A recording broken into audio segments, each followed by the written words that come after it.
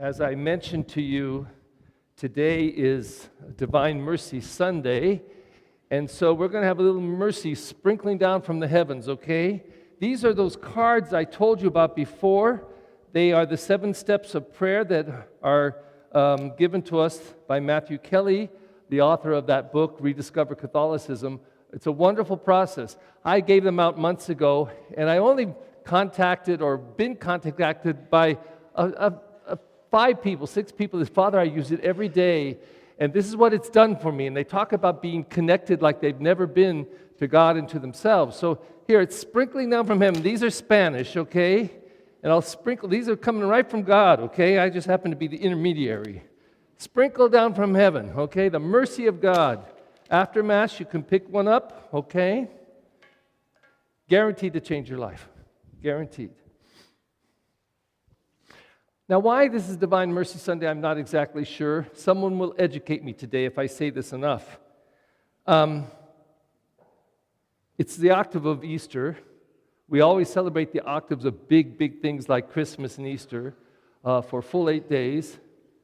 But also, it's the second Sunday of Easter that has had other names, but Pope John Paul II, now Saint, declared this was Divine Mercy Sunday. I'm not sure from the readings, I don't think the prayers, I don't quite get the connection, although you can pull in a connection, which I will. But in any rate, of course, at every Mass, we celebrate the mercy of God. This is one of our most important contacts with God, that God always comes to us with love and mercy. Now, we don't necessarily come to God believing in His love and mercy. In fact, a lot of people, I'm not sure they do. Before we even come to God, the love and mercy is already there for us. It's always available. All we need to do is open up to it. So today, looking at these scriptures, I just want to start by saying that the middle scripture, once again, is kind of the linchpin. It talks about the victory that we have through our belief. The victory that is ours because we come to belief. So I'd like to look at the first reading in the Gospel as like two photos from the family album of our Catholic Christian faith. And the first one is taken from the Acts of the Apostles. And you'll notice we don't talk about the ponderings or the thoughts or the belief or the understanding of the gospel. We talk about the acts of the apostles. This book is about their actions, what they did as a result of their faith. And this is a very, I'm going to say, strange reading. It strikes me that it's probably ideal. I don't know if it was ever really lived or achieved. Maybe it was. There may have been a brief time, but it certainly isn't lived now except by religious communities. There are some lay communities that attempt to do this. Right now, there's one that wanted to come here and wanted to come to my last parish. And I didn't want to because they demand a lot from me, that I'm their only priest, I'm there for them all the time. And I said, no, I'm here for the whole community.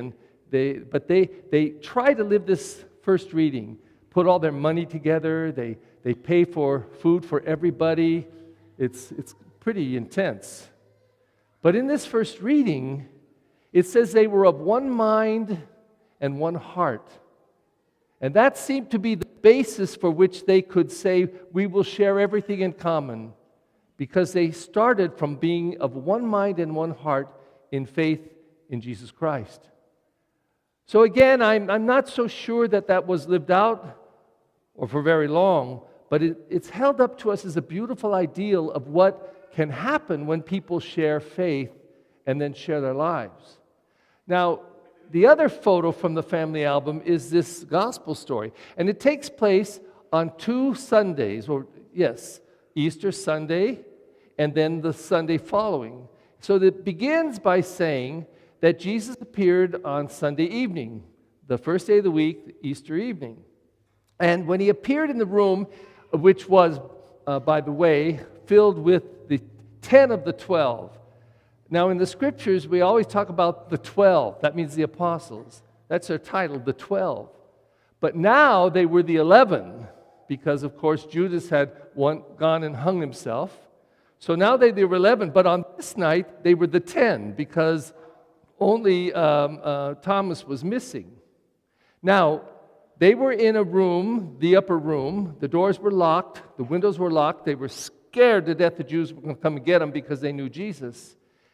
And they had gotten news. And of course, this is a mixture of all four Gospels. This gets very messy. But within the four Gospels, there are sightings of Jesus. Nobody saw the resurrection, but they saw the empty tomb. And then they began to have experiences of angels telling them this news. And then in John's Gospel, Mary already sees Jesus in the garden, thinks it's the gardener. But this is Easter night. So news of perhaps an appearance, but certainly an empty tomb and a vision of angels declaring he was alive. And then suddenly, doors locked, windows locked, boom, he's in the room. No explanation. We're told in one of the Gospels he wasn't a ghost, he asked for food. And the implication is if he ate food and it didn't fall on the floor, then he was real. But also, he allowed them to touch him, well, depending on the Gospel. But here he comes into the room. It's all locked, they're terrified and joy-filled, and he says, peace be with you. Breathes on them, the Ruah, peace be with you. And then he says to them, whose sins you shall forgive are forgiven, whose sins you shall retain. And right there, and that perhaps is the connection with mercy, divine mercy, one of the first things he does as the risen Lord with the 11, 10 on this occasion, was to give them, share with them the mercy of God that would come through church, through the experience of believers, that we can know and share the mercy of God. And then there's no more detail. Apparently, he disappears, whatever. And then it says that Thomas wasn't there. He must have come later, I guess, that evening, maybe the next day. It's not very clear. But he appears, and they tell him about this story. We've seen the Lord. And this is his response. Unless I see him with my own eyes and touch him, I want to put my hands in his wounds. I don't want to just see him. I want to touch him. I want to go in the wound so that I know. I won't believe it. So here he is with these chosen disciples of Jesus, the apostles, and he refuses to believe them. Now, why? We see his actions, but we don't see what's going on in his head, in his mind or heart. But I'm going to make a guess. We've all been there, where we were the only one who was excluded, the only one who didn't get to share in the event. Anybody know this experience?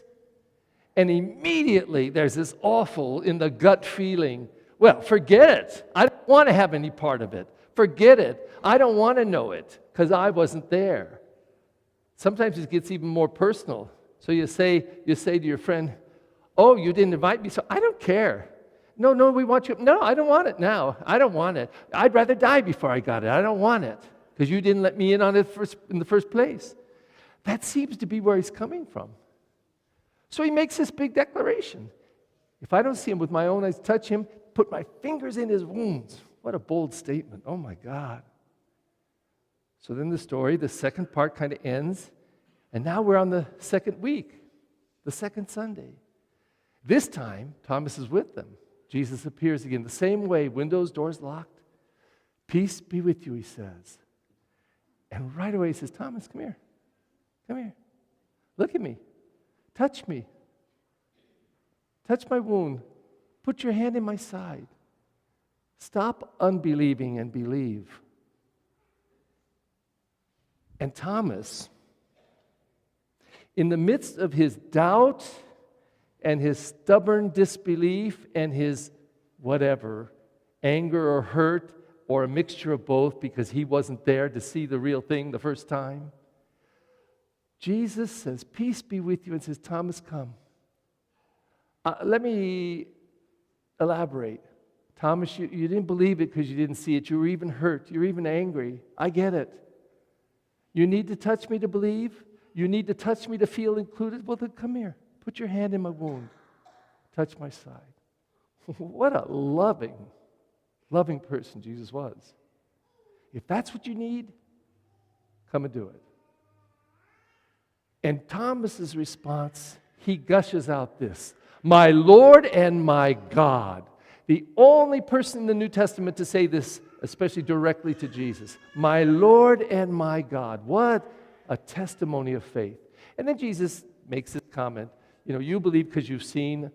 Blessed are those who will not see and who will believe. And John, I'm sure, writes this for you and me, so that we could, as we have not seen, none of us have put our hands in the wounds of Jesus, unless it was in a dream or something, but none of us have done that, and yet we believe. And I think John is embracing us with his gospel so that we appreciate the gift of faith, how victorious we are because we believe in it.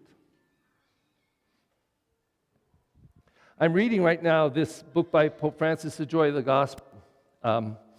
Boy, is he a good writer. And in it, the title says all, the joy of the gospel. The joy of the gospel. And you could also say the joy of Jesus Christ. The joy of believing in Jesus Christ. It's all the same in this book. But at the very beginning, this is what he says about the joy of the gospel and the joy of believing in Jesus Christ. This is in the first paragraph. It's numbered 1. And this is what it says. The joy of the gospel fills the hearts and lives of all who encounter Jesus. Who encounter Jesus. It's a great word, encounter. An encounter is an actual experience. It's one thing to read the Gospels and to believe Jesus in the head, but it's another to actually have an encounter. And it doesn't have to be a physical one, where we approach Jesus and feel that Jesus approaches us, and somehow we connect. We have an encounter with each other. So he says, the joy of the gospel fills the hearts and lives of all who encounter Jesus. And then he says this, those who accept his offer of salvation are set free from sin, sorrow, inner emptiness, and loneliness. Those who accept his offer of salvation are set free from sin, sorrow, inner emptiness, and loneliness. With Christ, joy is constantly born anew. Again, that means that we have an encounter with Jesus. We need not only ourselves, but to teach to our young how to have that encounter. And I suppose that's where I let you down. But it's very hard to tell another person how to have the encounter. It requires a seeking heart. It requires an open mind. It requires our willingness to allow God to surprise us. If we're going to chain God to the way that we see God, or the church says this is what you must believe, so that's what we believe, and we're not willing to explore or question it, or to have a doubt like Thomas, or allow ourselves to be human enough to say, well, I didn't get to have that experience, so I'm angry and I don't want to have it. Come on, we've all been there. And actually, in terms of our faith, how many people here, no hands, this is rhetorical, no hands, how many people have been hurt by life? A divorce, a death, a loss of job. They didn't get a promotion. They lost their money. People rejected them. They've lost their position in society or among people. And this is what they say, why, God? Why me? Why? How many have been there? No hands. No hands. It is simply a human experience. Right there is the territory, the ground for a real encounter with Jesus. Because if at that place we said this, instead of why, okay, God, I don't think you did this to me. You don't do things like this to your people and the people you love. You don't throw cancer, and you don't throw bullets, and you don't slash us with knives. You don't do that to us. Life does it. We do it to each other. But why? Who knows why? But better question is, what now, Lord? How are you going to be a part of this for me? How are you going to carry me? How are you going to love me? How are you going to comfort me? Are you going to show your compassion and mercy? Are you going to lift me up? Are you going to hold on to me so that I don't sink into loneliness and depression and lose my faith? How are you going to stay a part of this with me? And if we're willing to take the Thomas step, I won't believe because I didn't get to see it, forget it. In fact, I have to have proof now. I have to put my hands in his wounds. Do we believe that if we take the next step and say, Jesus, come to me and show me, please, I need you. Right there's the encounter. When we begin to find that the loneliness dissipates, the isolation leaves little by little, and we begin to be reconnected. The despair slowly but surely begins to turn to hope. The doubt slowly but surely becomes faith. There's the encounter.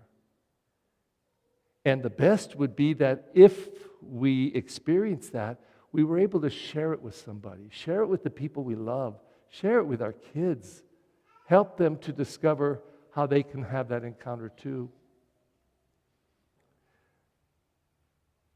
I really